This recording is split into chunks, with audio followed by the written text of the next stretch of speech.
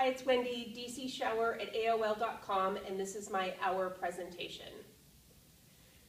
It was Christmas Eve 2000, and I was at my family's house for our Christmas get-together. Our tradition was that we got together on Christmas Eve, and we opened presents, and we had a good time. So I'm sitting in one of those papasan chairs, which is that C-shaped chair that's on a little pedestal, and it's got a cushion in there. Really comfortable. I'm sitting there, I'm cross-legged, I've got a little bit of bend forward to me because I'm opening my presents and eating and talking. And I was there for quite a while, probably 2.5, 3 hours. And it was time to go to bed, and I go to get up, and my back grabs on me, and I'm in pain. I thought I was just sitting there, I had no pain, but now I go to get up, and I'm in pain. I said, well, I'll just go to bed, I'll lay flat, and I should wake up the next day feeling great. So I go to bed, and I don't sleep well because I've got pain, and I wake up still in pain.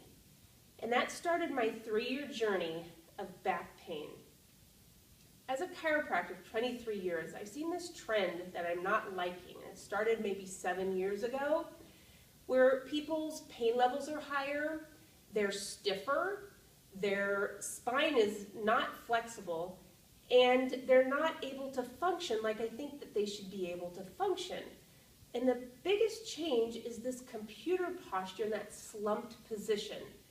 So I'm hoping today to tell you what this posture is really doing to you and what you can do to get out of it.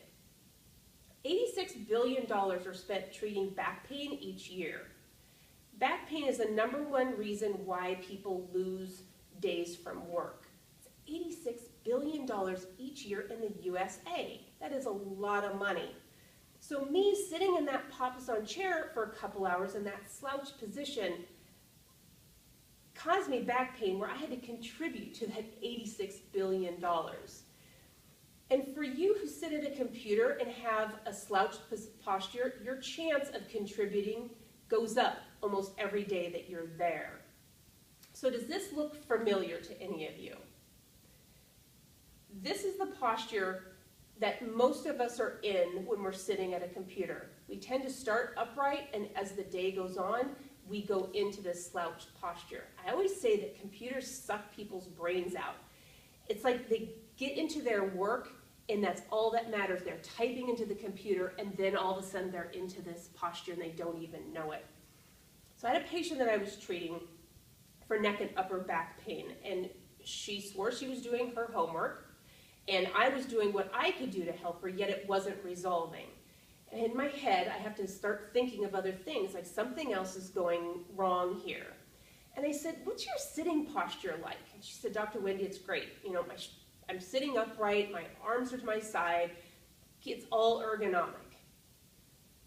Okay, I don't know if that's completely right. So I said, humor me. Have somebody come into your workspace, take a picture when you don't notice, and let's see what happens. She had this kind of annoyed look on her face, like, I just told you I'm sitting upright, but okay, I'll do what you said.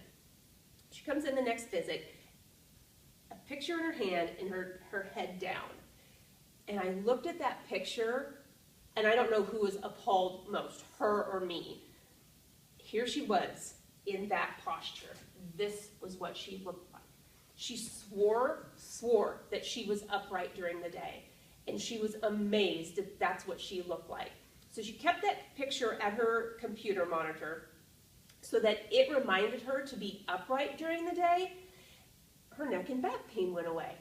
Pretty amazing. So I have read studies where it shows even 4 hours of sitting at your desk in a prolonged posture can create problems. And if you think about your workday's 8 hours, if it's only 4, it's kind of snowballing what the effects could happen. I have some of my patients after even 5 years, I call it their breakdown, they come in and they're breaking down from their job 5 years. And if you have 40-some years to go, that's a lot of problems within that time. So really, what does sitting do to us? So the effects of prolonged sitting: got heart disease, high blood pressure, elevated cholesterol. So some of you in this room may be on medication for this. I know I have a lot of patients that are on medication. And maybe our computer posture is the cause of this. And that if we make some changes and listen to some of the things that I'm going to say today, you can change this and maybe get off some medication. Decreased insulin response leading to diabetes. Increased risk of colon cancer. Poor circulation. Soft bones are going into osteoporosis. Muscle weakness. In one of the sites where I was reading, they call it mushy muscles. And I don't know about you, I don't like muscle weakness, and I certainly don't want mushy muscles. Disc damage. You hear about disc herniations. They're extremely painful. Inflexible spine. Neck pain, back pain, headaches. Arm pain, leg pain, fatigue, foggy brain.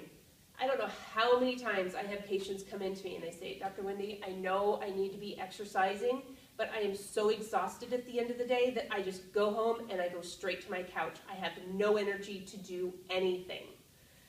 So we're going to do an experiment right now. I'm going to have you just, where you're sitting, roll your shoulders back, get yourself in really good posture. And I'm going to have you take a big breath in. And let it all out. And I'm going to have you take another breath. And I'm going to have you feel how your body expands as you take that breath. And let it all out. All right, so now I'm going to have you go into a slumped posture. Not even that picture that I showed you, but just that little bit of a slouch. And I'm going to have you now try to take another breath in. And out. Okay, try again. See how much air can you get in. And out. I don't know about you, I'm getting less than half of what I was getting before. So you think about an 8-hour day, maybe you're slouched a little bit, you're not getting that oxygen into your brain, into your muscles. Don't you think that you're going to get maybe a little bit of foggy brain, maybe a little bit of fatigue? I guarantee that that slouch posture inhibiting the amount of oxygen you got going through your body it's a big deal. So now we're going to go through some anatomy. I'm going to have you take out a piece of paper and I'm going to have you draw a line down the center. I'm going to have you put on one side tonic, T-O-N-I-C, and the other side phasic, P-H-A-S-I-C. So this is a generalization, but we've got two types of muscles, our tonic muscles and our phasic muscles. So let's start with tonic. Tonic are the muscles that we're born with. We come into the world with them active. So you can see a baby going, in that fetal position, plays with their toes, everything into that position is our tonic muscles. They tend to be our overactive muscles. They're the first to fire. We call them our overachiever muscles. They tend to be stronger. They are tighter. They're also less flexible. So those are the ones that you think that you have to stretch all the time and they're always tight. So now the phasic muscles. The phasic muscles are muscles that we have to earn. We need to use them in order for them to remain active. They tend to be our weaker muscles. We don't need to stretch them because nothing's really there with them. I always say that the tonic muscles are the marathon runners and the phasic muscles are the on the couch eating bonbon muscles. They're really not doing a lot. Now we go back to our tonic muscles. So our tonic muscles are going to be our pec, our chest muscles. They're the ones that are rolling us forward. We've got our hip flexors that pull us into a bent in a sitting position. We've got some of our leg muscles that, it's like how many times do you try to stretch a hamstring and they just don't ever stretch out. Then we've got our upper traps. Now, I know many of you out there always think that you're carrying stress in here because it's always tight. That's just a tonic muscle that's always firing.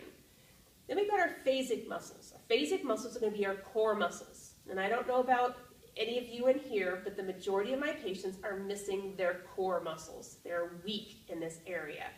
Then we've got our middle back, our lower trap area, which when they tighten it brings us upright. And our buns, our rear end muscles. There's actually a term in my world where they call it glute amnesia, where our buns forget how to fire. They just don't fire anymore. So now we go into this sitting posture where we're slumped over, and what are we doing? We're activating those tonic muscles even more, so it's pulling us forward.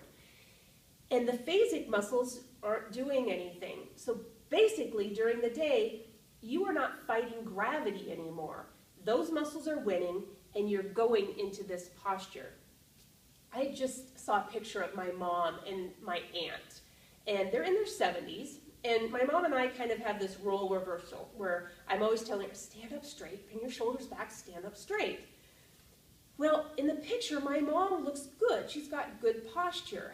And in my aunt, and I can't even get myself into that posture, but she's so bent forward. And you could just tell that she's in a lot of pain. It was more than just a slouch. Her spine is completely curving over. In a couple years, she's going to be using a cane because there's no way that she's going to be able to maintain even like partially upright. My aunt sat at a desk her entire life, and I know that she was a great employee because she probably never got up to move to get herself upright. And she just let her tonic muscles take over, which didn't need to happen. All she needed to do was fight gravity a little bit harder, and she would not have been in that position. And that breaks my heart because it didn't have to be that way. All right, so now we went into anatomy. Now we're going to go into our bony anatomy. So I'm going to grab my spine.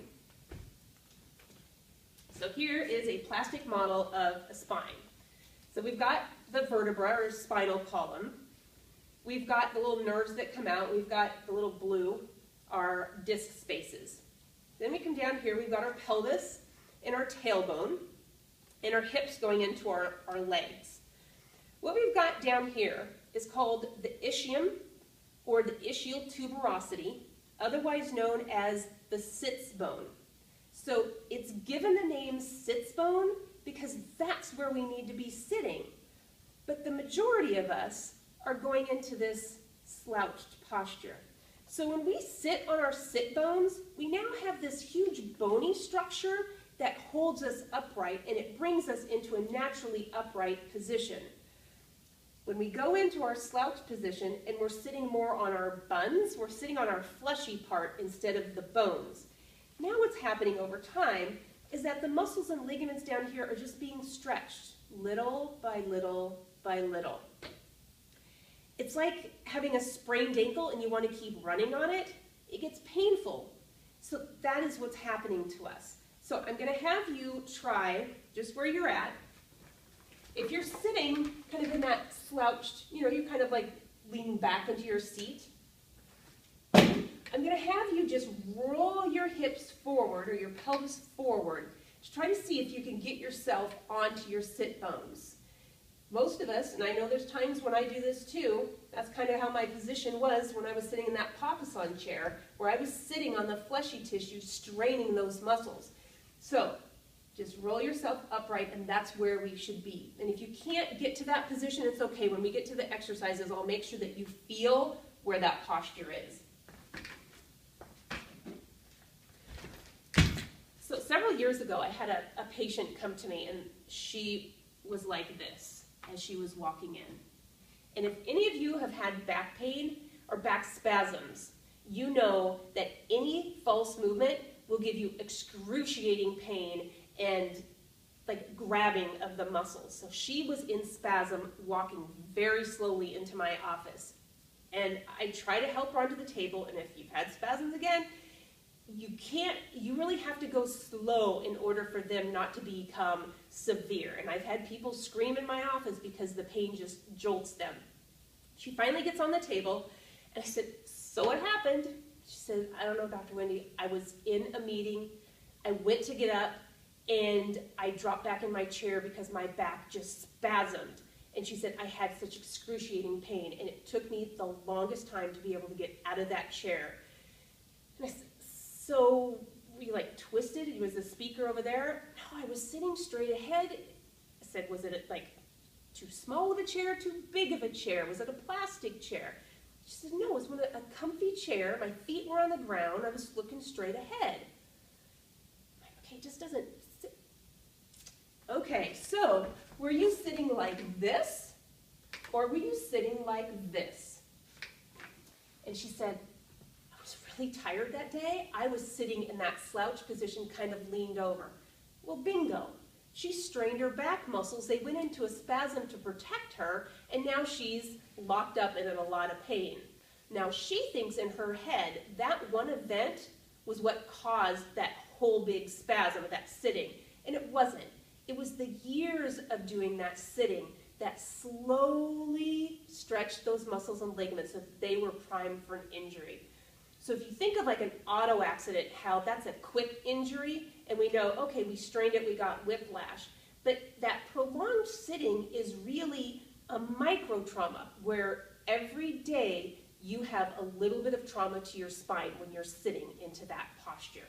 So that's one of the reasons why I'm so passionate about informing people on what happens so that we can make a change, so that you don't go sit in a meeting and you go into a spasm. So probably many of you are thinking, great, I sit at a desk and I know I probably have a slouch posture. I'm doomed. What do I do? Well, you're not doomed, but there is going to be some effort on your part. I can't fix people these days.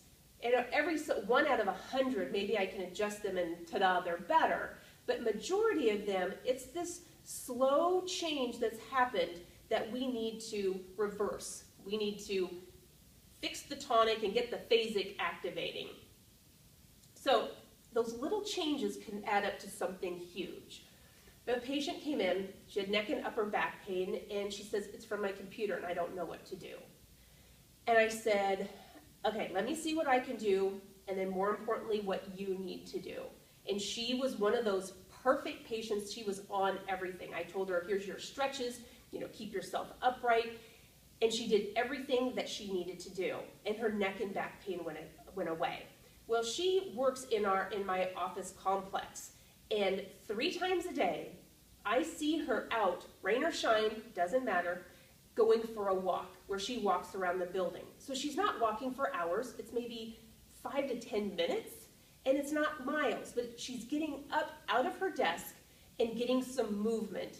And it's those little tiny things that she is feeling great. And when we see her and she waves, you can just tell she feels so much better. So what things can you do to make this change over the course of your day? So the first thing I say is water. Water brings nutrients into your cells. It takes out waste from your cells. It's needed for every function in your body. But the biggest reason I say water is because it gets you up out of your chair to go to the bathroom. So people come in, it's like, I can't drink water because I'm going to be in the bathroom all day long. I say, well, it's like a dry plant. You got a dry plant, you put the water in, it goes right through. We're kind of like a dry plant if we haven't been drinking water. You drink it, and then eventually you hydrate. And now you're going to have to go to the bathroom a little more than what you were, so it gets you out of your desk, and you're hydrated, so you're going to feel better. That's my number 1 homework assignment. Number 2, if you get a phone call, and it's not one where you have to be typing at the same time, stand up. You can move around, you can do some stretches, but you can get out of your chair to take you out of that posture. Phone calls are an easy way of doing that. Then you can, instead of taking the elevator, take the stairs. That gives you a little more exercise during the day. If you have something, then I don't know your world, but my thought is that if you have something that you're reading on the computer, if there's any way that you can print that out, and then you can stand and read it also, or you can go find a hallway that maybe isn't used that much, and you can slowly walk as you're reading on this piece of paper. That's a great way to get up and to move. You can have a walking meeting where maybe there's 2 or 3 of you that you're discussing something. Instead of sitting in a room, go outside and walk. You may find that you get more ideas that come to you being out in the fresh air and just getting some oxygen. You can, actually, the number 1 thing that I've seen recently that has made the hugest change with people is the, either a pedometer, but the Fitbit or the Up Jawbone, I think it's called, the Nike Fuel, that new technology where it's just a band and it will show you how many steps, how many calories, how many miles, and I don't have one, but people put this on the computer, and then other people can see how much they've done, and it's this big competition. So, oh, so-and-so had 7,000 miles or 7,000 steps. I'm going to get my 10,000 steps. And what you don't realize is 10,000 steps adds up to almost 5 miles. That's a lot of walking in a day. I have a guy right now that he gets his 10,000 steps in every day, and then on the weekend he's walking 10, 11 miles. He's like this. Nike Fuel created this monster, but he is looking so good and feeling great. So that's a really good one for people these days. Then you can, of course, do what I'm going to tell you to do in just a little bit about our exercises and the stretching to do during your day. So many years ago, I had a patient who came to me who had back pain, and I started working with her. And as I always do, I say, this is what I can do for you, and this is what I would like you to do to help yourself so that you can get out of the problem you're in. So I started working with her, and she felt better. And then she'd go away, and maybe a couple months she'd come back, and I'd adjust her, and she'd get better, and we kept doing this. And I said, are you doing your exercises? And she said, oh, I forgot about them, or I just don't have time, or I can't remember how I'm really supposed to be doing those. And when somebody does that, I know that they're really not doing it. It's just all these excuses for not doing what they need to do. Fast forward 5 years, and she's recovering from a hip replacement surgery. And she was having a lot of pain because anytime you have a replacement, it's painful, and she's walking, coming in with a walker. And she gave me those words that I never wanted to hear from one of my patients. She says, Dr. Wendy, if I would have listened to you 5 years ago, I probably wouldn't have had this surgery. I said, probably not. And that breaks my heart, because my job is to keep people out of surgery if I can, but I can only help people so much. So I realize that all of you are busy. I realize that you're working the job of 2 to 3 people. That's the same with my patients. They're so busy. But I've been in practice for a long time, and I know how to make these exercises super easy to do and quick, so that we can do things during your day to make this huge change. So all I'm going to ask is, for the things that we go over today, you try them when you get to your office. You're going to have pictures, so you don't have to worry about remembering what I said today. So now we're going to get to the part that you came for, the getting fit and stronger at your workstation. So I'm going to start with, we're going to go over 4 things. We're going to go over breathing, we're going to go over stretching, we're going to go over activation, and we're going to go over exercises. So with the breathing, the reason I start with breathing is because most of us don't know how to breathe correctly. So we already went over the experiment with trying to take a breath in, and most of you probably realized in that slumped posture, you're lacking oxygen all day long. So with this exercise, I need you to pair off in 2. So I'm just going to have you turn to the person sitting next to you. One is going to be a breather, and one is going to be a watcher. So for the first person, you're just going to take a breath in. And what I want you to hear me on is that a lot of you are not going to be able to do breathing correctly. You're not going to be able to do the exercises correctly, and that's okay. You have to meet yourself where you are at. So with the breathing, if you can't get it, I've got my book here that I'm selling, and I have a great chapter on breathing, so that if you can't remember how to do it, I've got my book, and that will help you out. All right, so what we're going to do is the breather is going to take a big breath in, and the watcher is going to see where that breath is coming from. So go ahead and take a breath in and let it all out. Now, what we need to be doing is breathing from our bellies. And I could see as I was looking through the room that we've got a lot of chest breathers, where when you breathe, you do this. So now, if you think about doing this how many times a day, don't you think those upper traps are going to be really tired and sore at the end of the day? You betcha. So next what we're going to do is The breathers are going to have their hand on their belly, so that's kind of like a brain connection. And I'm going to have you take a breath in again, trying as you breathe out or breathe in, your belly should go out.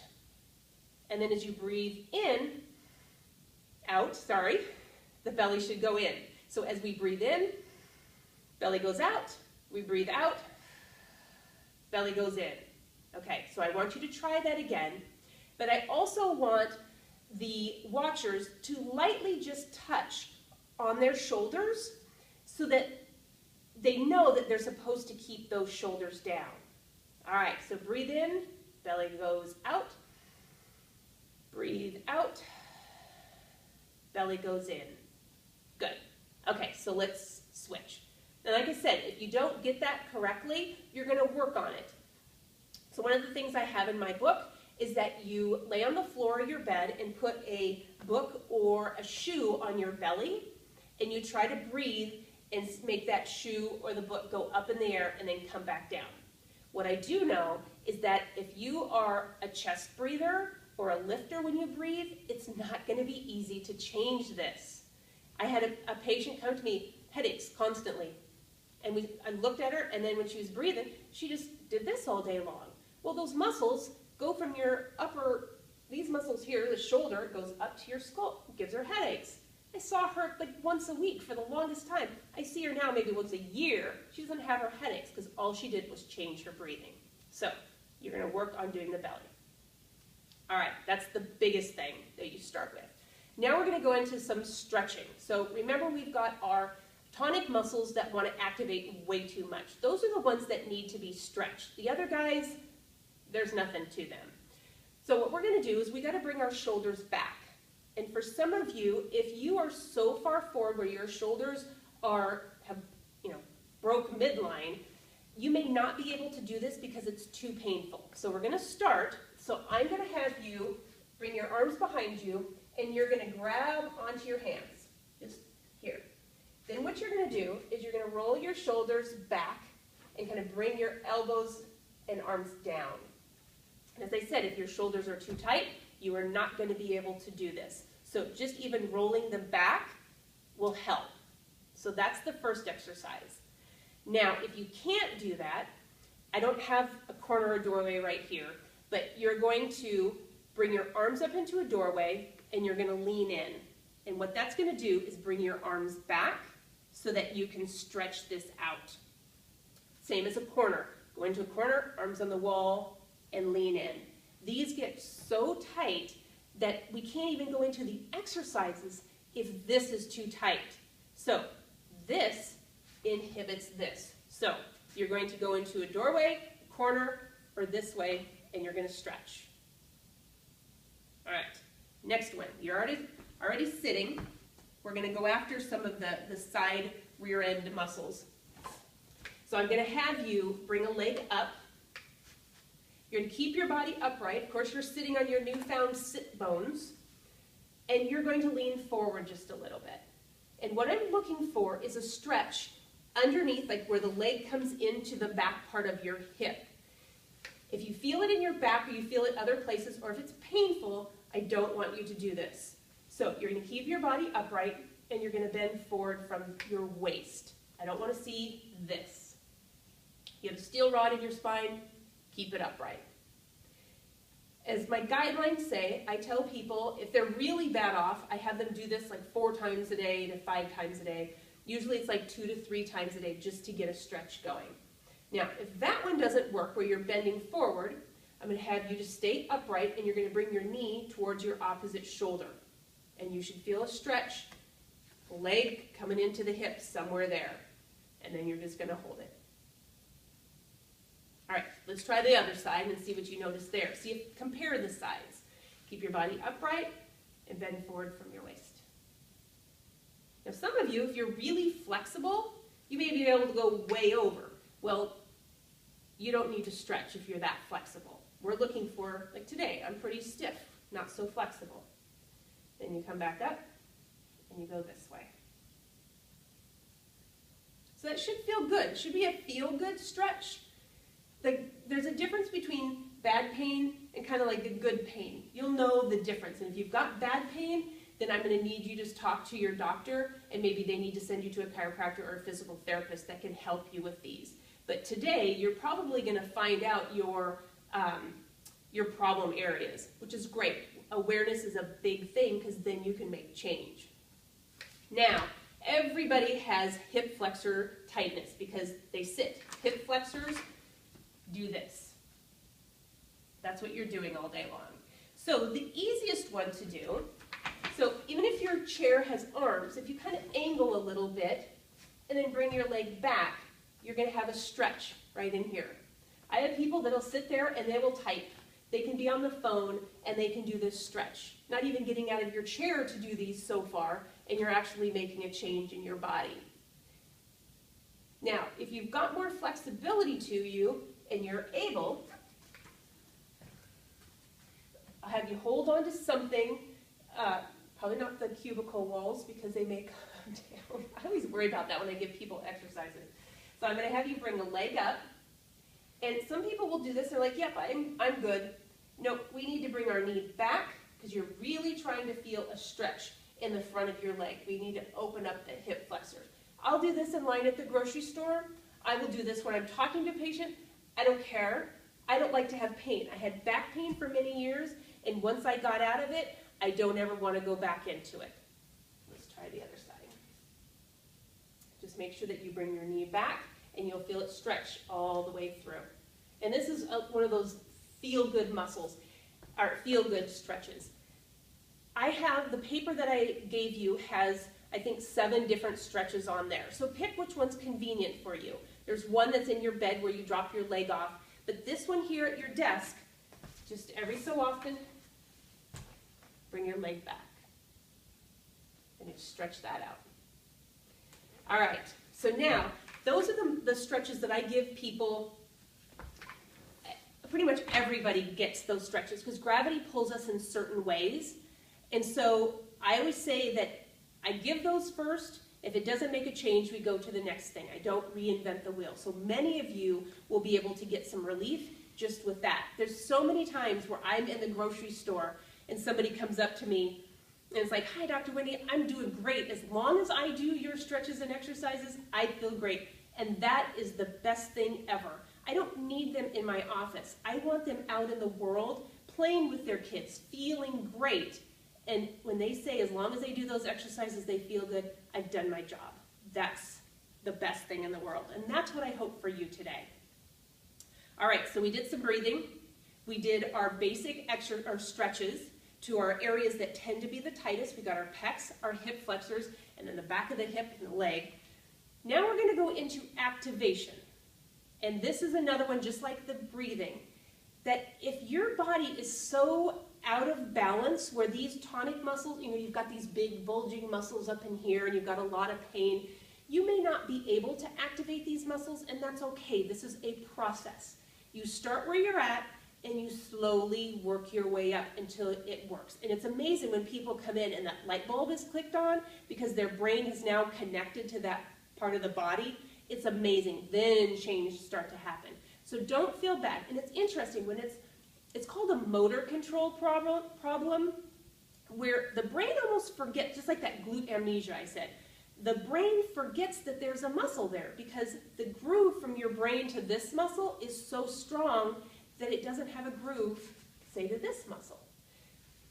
So the more that you do the exercises, the more that brain groove goes, and then the connection starts to happen. But until then, you just have to be patient and know that it will come.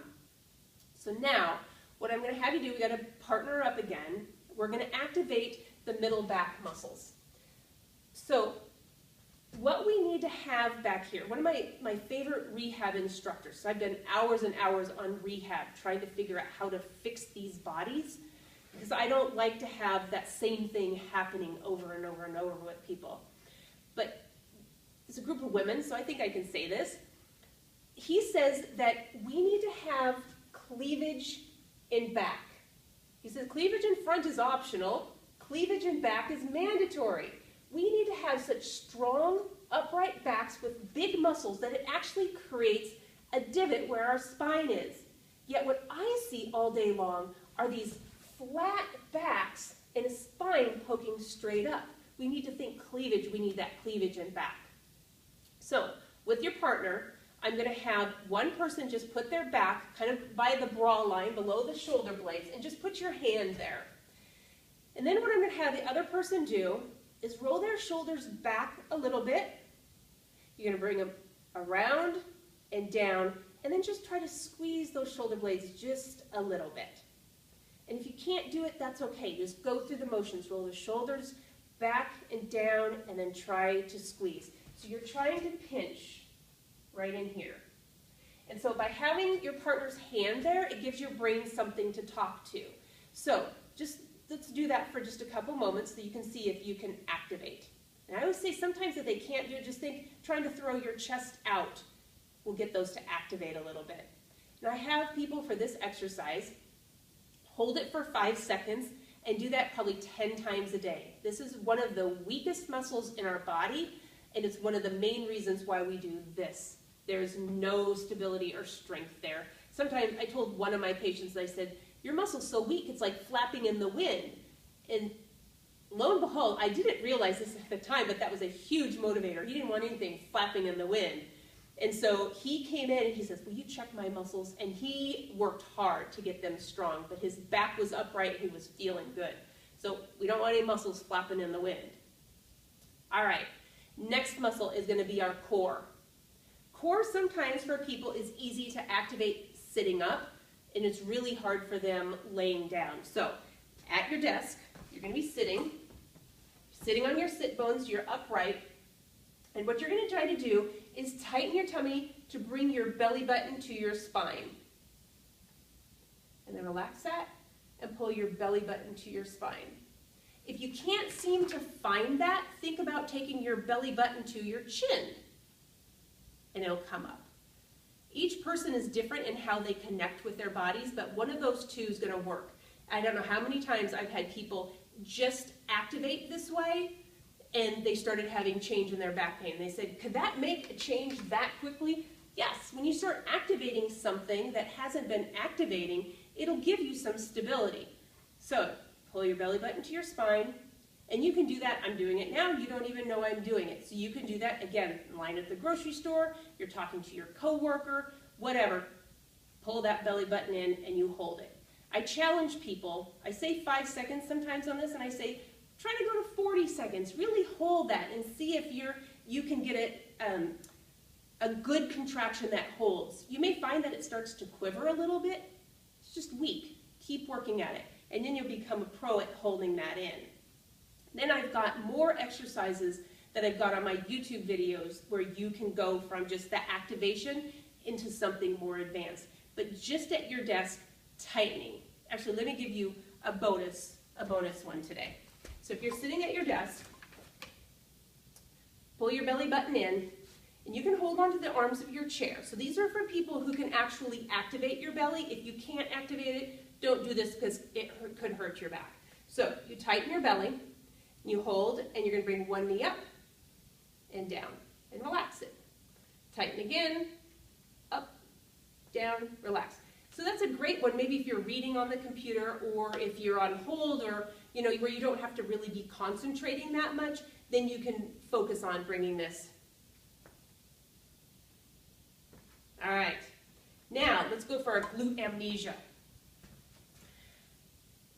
When we lack buns, we're like a flat bun society. We should have more firm, round buns, but we don't. And when we have more flat buns and they're not active, our lower backs are extremely vulnerable to injury. We don't realize that our buns help protect our backs. That was one thing when I'm also kettlebell certified. And so when we were doing training, one of the things they showed us is that if you just bend backwards, actually let's try this, stand on up. I'm going to have you just bend backwards and then come back up. Now try to really tighten your buns and bend backwards. And can you tell a difference? Most of you will notice when you just bend backwards, your back feels a little bit vulnerable. But with that butt tightening, you're way more protected. So that's why we need to have buns We need strong buns. So you can do it sitting, you can do it standing. Maybe it's one of those times where you're on the phone and you're standing. I'm going to have everybody just try to tighten your buns. And if you feel like you can't do it, put your hands on the buns, kind of shake them up a little bit, which will get your brain connecting to it, and tighten your buns. And relax. Same thing again. If you can do this for 5-10 seconds, really get that brain connecting, then we can go on to the next exercise. So, I tell patients you need to squat. And I would say 8 out of 10 times they say, squats are bad for my knees.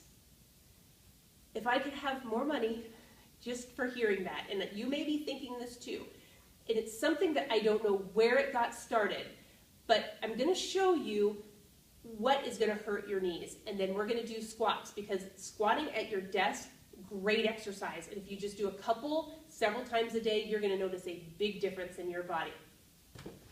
The American squat, for some reason, is this. I can't even do it. It kind of scares me. My knees, my legs, everything, I'm very vulnerable. This is what people think if they're going to pick up something, they do this. They think that's a squat. That's not a squat. I don't know what that is. So we're going to do some squats today. Your chairs are stationary, which is good. If you're at your office and you're going to do a sit squat, I need you to make sure that either your chair's against a wall or something's behind it so your chair will not roll. That's a big disclaimer here. So a squat is where you get your butt way back. I say, like you're going to the bathroom on a dirty outhouse.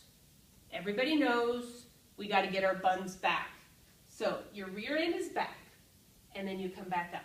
So now my knees aren't at risk anymore. I'm not doing this. I'm coming from my hips and coming back. So if you've got a chair, let's stand up again. And I'm going to have you go back where you just kind of touch your chair, come into it, and come back up. And tighten your buns at the top. So you're on the phone, you want to take a quick 5-second break at work. You're going to get up and you're going to squat and back up. And then ultimately what you want to be able to do are do your squats and just barely touch and then come back up. If you start to feel it in the front of your legs, we got to make sure that you're coming from here. So if you're feeling it here, what I need you to do is come back, push through your heels, pushing up the legs, tighten, tighten, tighten your buns. And now you're activating the back part of you instead of the front. So let's do a couple more of those. You're going to go back, you're going to touch, and you're going to come back up. And squeeze them at the top. So as I said, all of these exercises are super easy to do. You can do them at your desk in seconds. I tell people all I need is 20 to 30 seconds. So you've got 30 seconds. You do a quick stretch. This one you really don't even need extra time. You're sitting at your computer. You can do this one. But if you're going to stand and do some squats, or you're going to stand and do a chest stretch, all of those take moments. But all of those moments add up to something really big. Now, if you have any troubles or if you have any questions, I would be happy to help you. And if you're in an area maybe where you're not in Olympia where I'm at, I can find somebody maybe that can help you with these. Thank you.